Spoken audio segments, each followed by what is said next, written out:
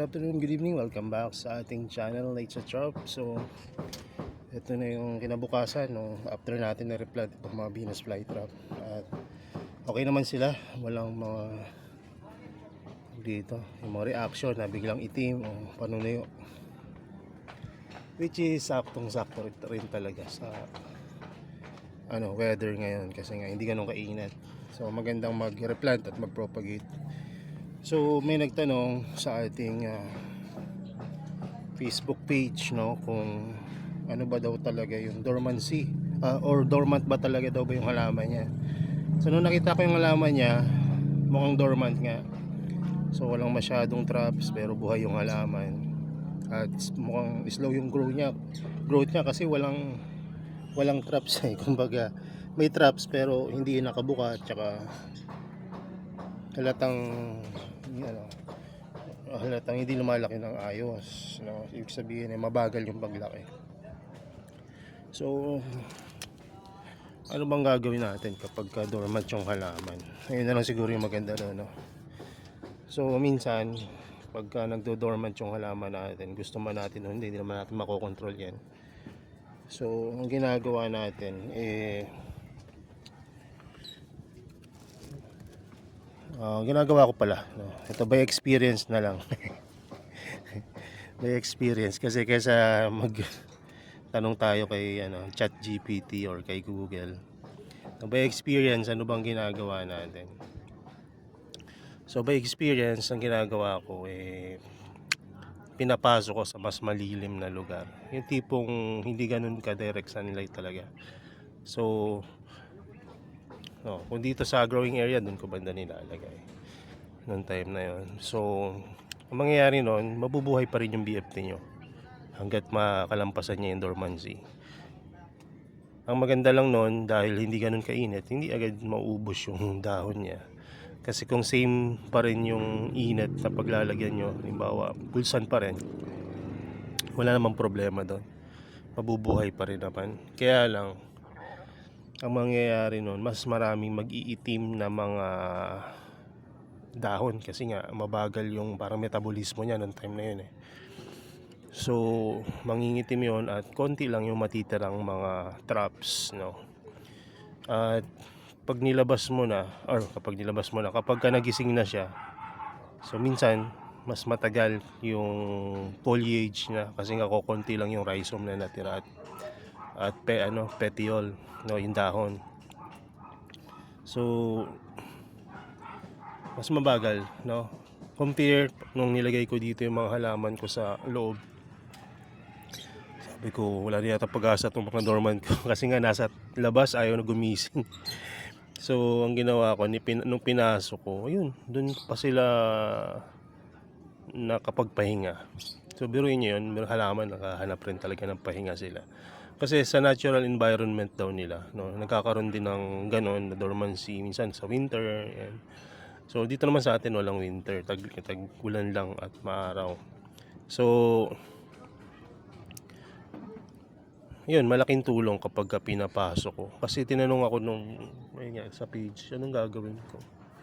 Sabi ko, keep it moist lang, huwag masyadong basahin ng gusto. Tapos sabihin ko sana sa kanya i-replant. Kasi maganda rin na maganda rin na pagkakataon na i-replant. Unang-una, huli na na marami nang nangitim na mga traps dun sa BFT niya. So yung itim na yon, pwedeng maging fungus yon kasi syempre ma-decompose yun pag simula ng fungus, so maaaring matunaw yung buong halaman. So kung ang gagawin niya i-replant, so sa fresh medium, healthy yung medium, so healthy rin yung halaman. Pagkagising ng halaman, edi mas nandun siya sa healthy environment.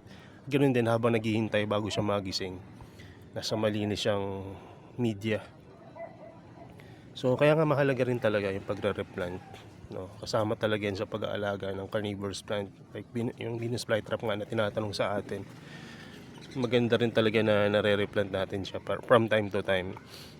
May mga iba na hindi mag-a-agree sa akin kasi nga ang gusto talaga nila hindi galawin. So okay talaga rin yun yung hindi ginagalaw, yung tipong palaki lang ng palaki yung halaman. Pero kahit na yung mga tao na yun na sabihin na wag gagalawin, nagre-replant rin sila from time to time. Alam mo kasi yun, no, kapag may experience ka na kapag hindi mo ginagalaw, gumaganda naman yung halaman. Kaya ayun yung pinaghuhugutan nila na hindi dapat galawin ng galawin. Tama rin naman yun. Kung wala namang problema yung media, walang problema yung halaman, hindi wag mo nang galawin. Pwede yun. Pero kung nakita mo yung halaman mo, may pungus na, no, yung media pala, may pungus na yung halaman mo, hindi rin ganun ka-healthy. Baka time na yun para i-replant mo siya at ilagay sa mas magandang media. 'Di ba? So, may mga panahon talaga na pwede mong hindi galawin yung halaman hanggat healthy yung media mo. Hanggat healthy yung media mo, hanggat healthy yung plant mo, huwag mo nang galawin, no? Kapag may problema, ayun, no, doon mo na lang gawa ng kumbaga intervention, no? So, paano malalaman kung may problema? Siyempre, kailangan mo rin talagang subaybayan ng regular yung halaman mo, no? So, bigyan mo ng time, i-schedule mo na lang, no? So, sa mga tao na talagang mas busy kaysa sa atin, sa akin, no? So, i-schedule na lang. Halimbawa, every other day, after mo kumain, pag-uwi sa trabaho, di ba? Okay, siesta ka na, o, yun, no? Check mo yung halaman mo. Kasi yun ang minsan naging problema natin kapag sa carnivorous plant, pag na-busy tayo sa trabaho, sa school, no, kung saan-saan pa. So, ayun, napapabayaan natin yung halaman. No, walang problema doon, hindi naman natin talaga priority 100% yung baka may magalit, no, yung halaman. Kasi mas may importante syempre yung mga ibang trabaho, ng pamilya, ayan, school. No, pero yun, naggalaga tayo ng halaman no? Let's take responsibility sa halaman na to. Kakawawa naman, mamamatay, no, kung hindi natin alagaan. So, ganun lang, no? Kumbaga, kapag dormant yung plant, no, mas maganda kung wag nyo masyadong didiligan. So, isa-isahin natin para bago matapos yung video na to, alam nyo na yung gagawin. Una, pag dormant ang plant, wag yung sobrang lagay sa init. Kasi mabagal lang yung growth niya, no? Lalagay mo pa dun sa sobrang init. So, ganun. Lagay mo lang sa yung medyo shaded. Ganyan, no? Pwede na yung mga ganyang lugar. Ako doon, banda. Kasi marami-rami yung Venus flytrap nung nakaraan. So, doon ko siya nilagay. Pangalawa, sa watering, kung dati wagas ka magtubig, sa time na yon, wag sobrang dami. Kasi nga, nilagay mo na siya sa shaded, di ba, yung halaman mo. So, wag mo na lang siyang diligan ng gusto. Water tray, kailangan mo naka-water tray. Kung mag-water tray ka, nipisan mo lang yung tubig. Kung hindi ka naman mag-water tray, lagi mong i-check yung moisture ng tubig. Kasi nga, less watering ka na ngayon, di ba? No, tapos, tapos hindi pa naka-water tray.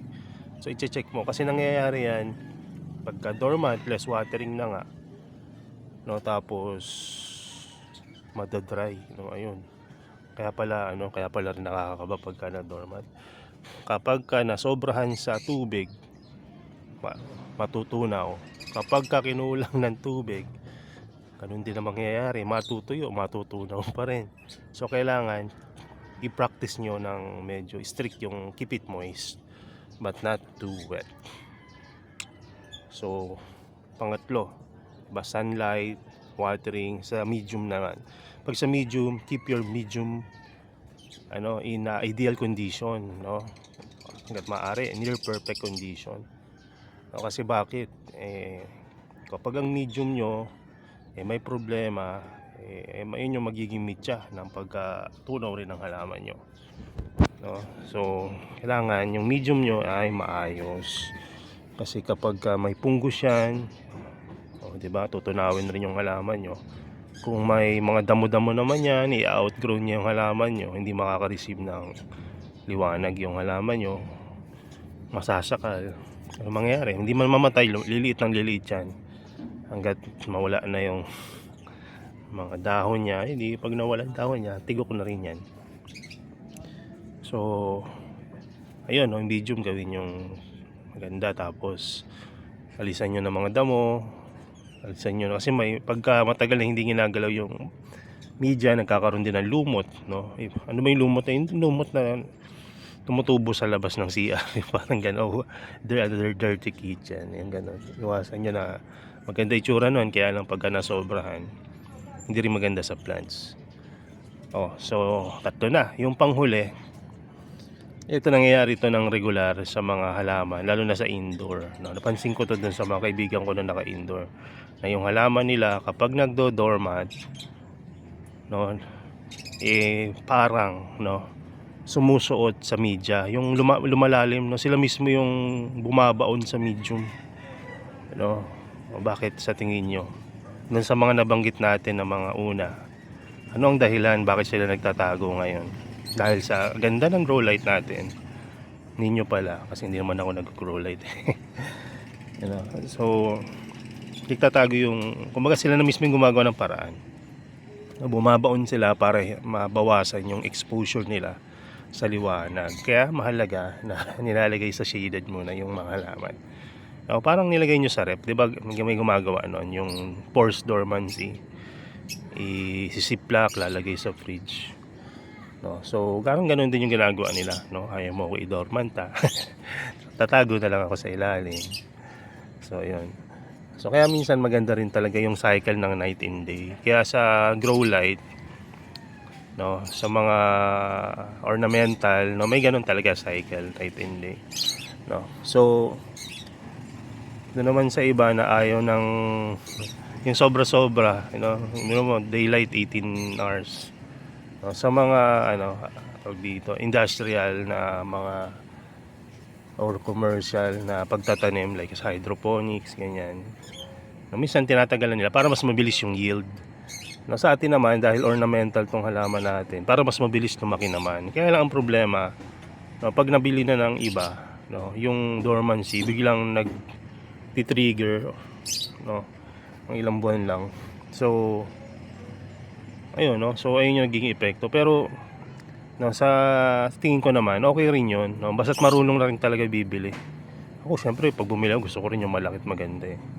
No, so kailangan lang talaga tayong nabili, no, ng halaman. Marunong din tayo mag-manage ng mga plant natin. Kaya nga ngayon no, nagre-replant tayo, no, kasi matagal nating pinabayaan din tong mga halaman.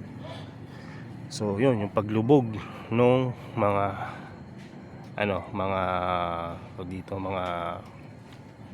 BFT during dormancy. So ano pa bang nangyayari during dormancy?